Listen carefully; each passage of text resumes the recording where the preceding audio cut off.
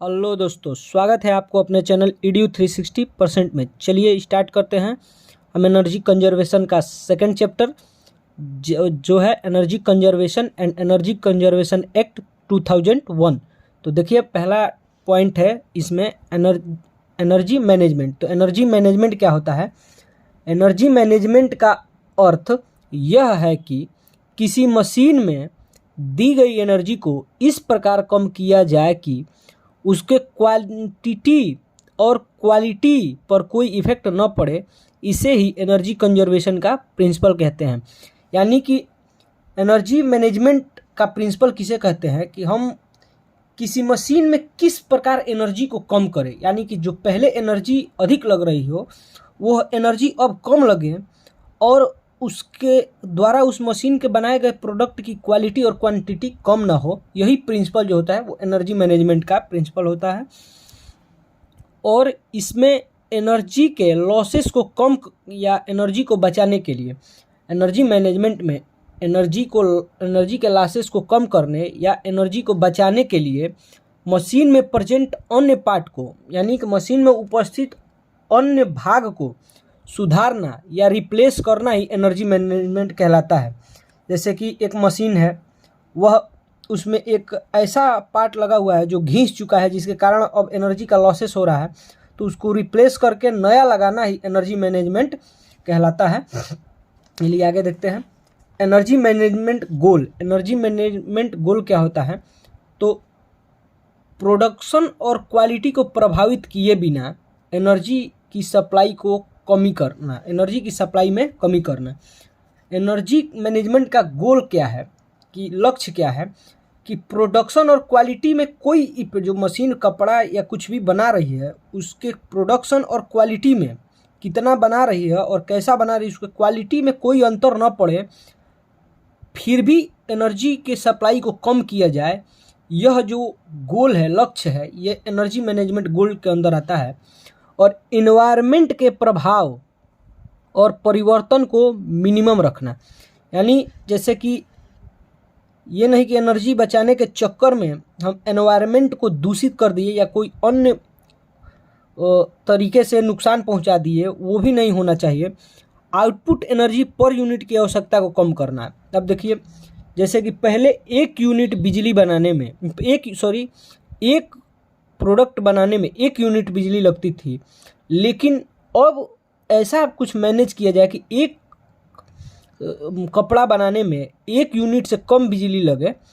वैसे ही output energy per unit की आवश्यकता को कम करना या short, medium and long duration की योजना को स्थापित करना है। शॉर्ट, मीडियम और लॉन्ग योजना को स्थापित करना। अब देखिए, यह है प्रिंसिपल ऑफ एनर्जी मैनेजमेंट।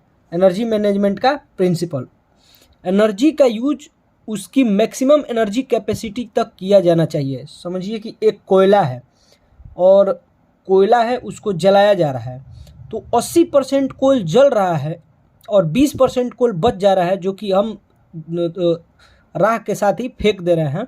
ऐसा ना हो, जो एनर्जी है उसका 100% यूज किया जाए। यही एनर्जी मैनेजमेंट का प्रिंसिपल है। चलिए आगे देखते हैं। देखिए, अगला है कि सभी प्रकार की एनर्जी आवश्यकता के अकॉर्डिंग चीपेस्ट प्राइस पर उपलब्ध होना।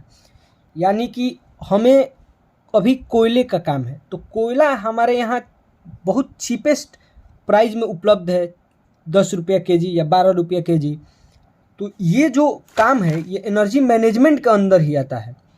प्रिंसिपल है लॉसेस को कम करना, वेस्ट हीट को रिसाइकल करके पुनः यूज करना। देखिए, हम जब थर्मल पावर प्लांट में पढ़ेंगे तो उसमें देखेंगे कि जो हीट हो रहा है, जो हीट फर्नेस से निकल रही है, उसका यूज हम एयर प्री हीटर से कर रहे हैं, एयर प्री हीटर को गर्म करने के लिए कर रहे हैं। वैसे ही अगर वेस्ट हीट है तो उसको रिसाइकल करके पुनः यूज करना है। यह भी एक एनर्जी मैनेजमेंट का प्रिंसिपल है। देखिए, एनर्जी कंजर्वेशन एक्ट 2001 ये क्या है? हाई एनर्जी सेविंग और इसके बेनिफिट के साथ डिमांड और सप्लाई के बीच अंतर को कम करना, एनर्जी इमिशन कम करना तथा इस बाधा को ऑब्स्टेकल दूर करने के लिए भारत सरकार ने एक एक्ट पारित किया। इस एक्ट को एनर्जी कंजर्वेशन एक्ट 2001 कहते हैं। देखिए, हम जानते हैं कि हमें बिजली 24 घंटा मिले तो वो भी 24 घंटा मिले तो कोई बात नहीं है, लेकिन हमें बिजली की आवश्यकता जितनी है, अगर बिजली की आवश्यकता हमें उतनी मिल रही है तो क्या करते हैं कि डिमांड और सप्लाई जो हमारी रहती है वो बनी रहती है।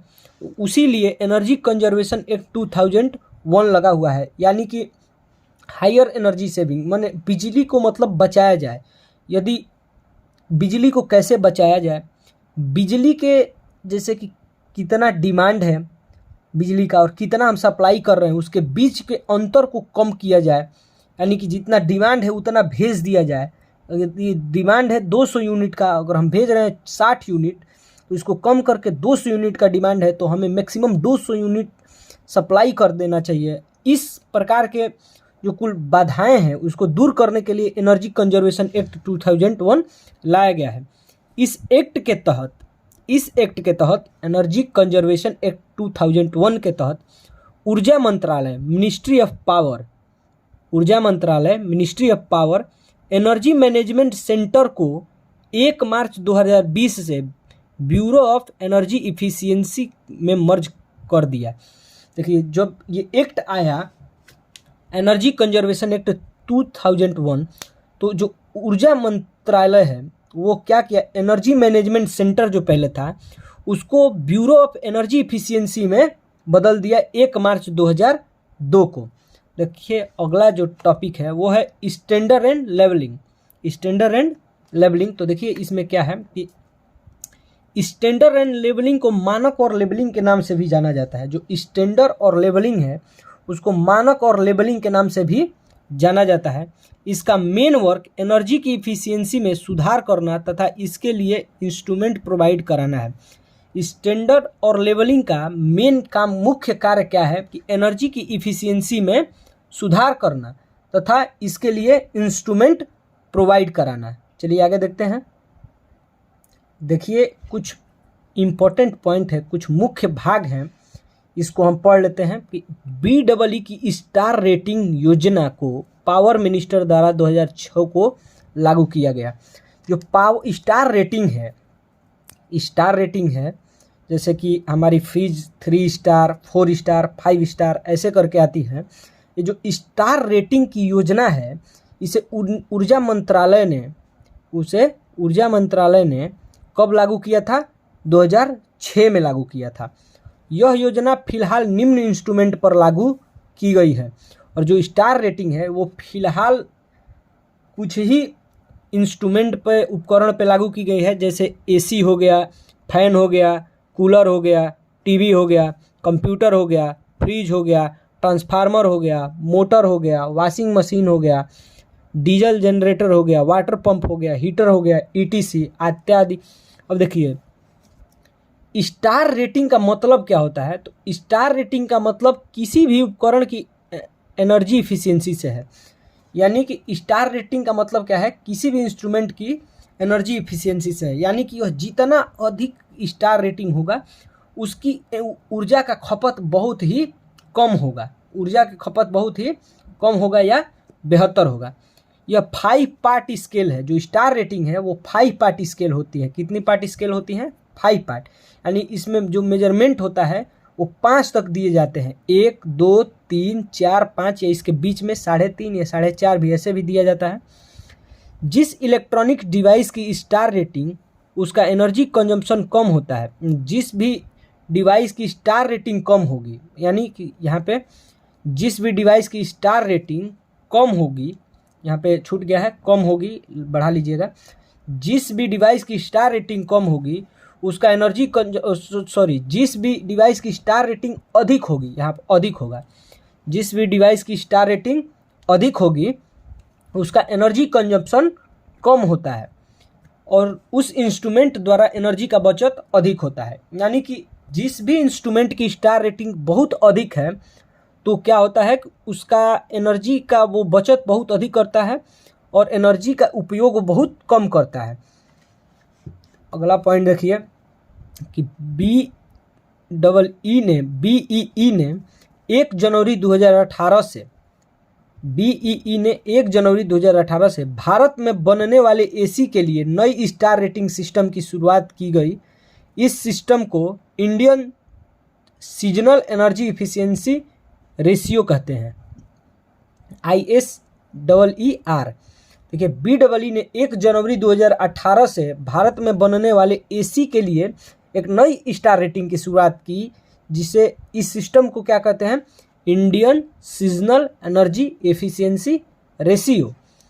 और ISEER यानी Indian seasonal energy efficiency ratio के अनुसार जिस एसी का स्टार रेटिंग 4 से कम होगा उन्हें भारत में नहीं बेचा जा सकता है।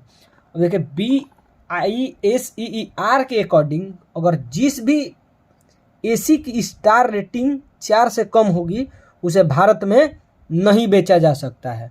चलिए आगे देखते हैं। आगे देखिए, आगे जो पॉइंट है कि एनर्जी कंजर्वेशन अमेंडमेंट बिल जो है, energy conservation amendment bill Lok Sabha में 8 मार्च 2010 को रखा गया था। जो एनर्जी कंजर्वेशन अमेंडमेंट बिल जो है वो लोकसभा में कब रखा गया था, 8 मार्च 2010 को रखा गया था। इस बिल के द्वारा एनर्जी कंजर्वेशन एक्ट 2001 में निम्न संशोधन किए गए। देखिए 8 मार्च 2010 को एनर्जी कंजर्वेशन अमेंडमेंट बिल जो था वो लोकसभा में रखा गया, और जब यह बिल रखा गया तो इस बिल के द्वारा जो एनर्जी कंजर्वेशन एक्ट 2001 था उसमें बहुत सारे संशोधन किए गए। वो संशोधन कौन कौन से थे वो देखिए। एनर्जी कंजर्वेशन एक्ट गवर्नमेंट को विभिन्न इंडस्ट्रियों में स्टैंडर्ड तथा मापदंड दंडनीय अपराध को राज्य तथा सेंट्रल गवर्नमेंट के द्वारा प्रोविजनल प्रावधान लागू कराया जा सकता है। यानी कि जो एनर्जी कंजर्वेशन एक्ट था, गवर्नमेंट को जो एनर्जी कंजर्वेशन एक्ट था इसमें, अब इसके द्वारा कि कौन सी कंपनी कितने स्टैंडर्ड की होगी, कितने माप होंगे, यानी कितनी बिजली यूज करेगी या उसके अकॉर्डिंग, या इतनी बिजली यूज करेगी तो ये इस स्टैंडर्ड की फैक्ट्री में आएगी, इससे ज़्यादा बिजली यूज करेगी तो ये इस स्टैंडर्ड की फैक्ट्री में आएगी। ये तथा माप, उसका मेजरमेंट और दंड और दंडनीय अपराध, यानी कि चोरी अगर कोई कंपनी करती है तो उसको सज़ा दिया जाएगा, उसे दंडनीय अपराध, वो सेंट्रल गवर्नमेंट और ये राज्य स्टेट गवर्नमेंट के द्वारा ये प्रावधान को लागू कराया जा सकता है। ये देखिए बिल जो थे, बिल एक्ट यानी कि इस बिल एक्ट के तहत किए गए अपराध के लिए 10 लाख रुपए, जो पहले 10,000 था, मैंने एनर्जी कंजर्वेशन एक्ट 2001 में जो कि पहले अपराध में 10,000 रुपये जुर्माना था, वो अब 10 लाख रुपये बढ़ाकर जुर्माना लग सकता है, जुर्माना 10 लाख लग सकता है। BEE जो बिल है के गाइडलाइंस के कार्यकाल को 3 साल से 5 साल तक बढ़ाता है। अब देखिए जो ये एनर्जी कंजर्वेशन अमेंडमेंट बिल है जो इसमें 2001 में संशोधन हुआ, वो पहले उसमें इसका कार्यकाल 3 साल था, लेकिन अब ये बढ़ के 5 साल हो गया। सेंट्रल गवर्नमेंट के बजाय ब्यूरो अपने ऑफिसर एंड वर्कर को अपॉइंट कर सकता है। कि सेंट्रल गवर्नमेंट के बजाय, अब देखिए पहले सेंट्रल गवर्नमेंट ऑफिसर को वर्कर को अपॉइंट करता था, यानी भर्ती कराता था, जैसे कि एयरफोर्स अपना भर्ती कराता है और यूपी पुलिस अपनी भर्ती कराती है, या नेवी अपनी खुद की भर्ती कराती है। वैसे सेम टू सेम BEE अब अपने स्टाफ और ऑफिसर की खुद से भर्ती कराएगा। ये भी संशोधन हुआ, खुद से सिलेक्शन लेगा, और BEE के द्वारा किया गया कोई भी कार्य सेंट्रल गवर्नमेंट के सहमति से होता है।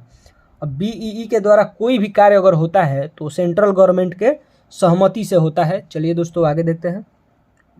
देखिए जो हमारा अगला टॉपिक है, guardian of government of Indian on the authority of BEE, यानी BEE के अधिकार पर भारत सरकार का संरक्षक। तो देखिए पहला जो है, एनर्जी कंजप्शन के मानकों के अनुरूप न होने पर प्रोडक्शन पर रोक रोक लगाना, आयात निर्यात को रोकना, कंपनी को बंद करना सेंट्रल गवर्नमेंट के पक्ष में रहता है।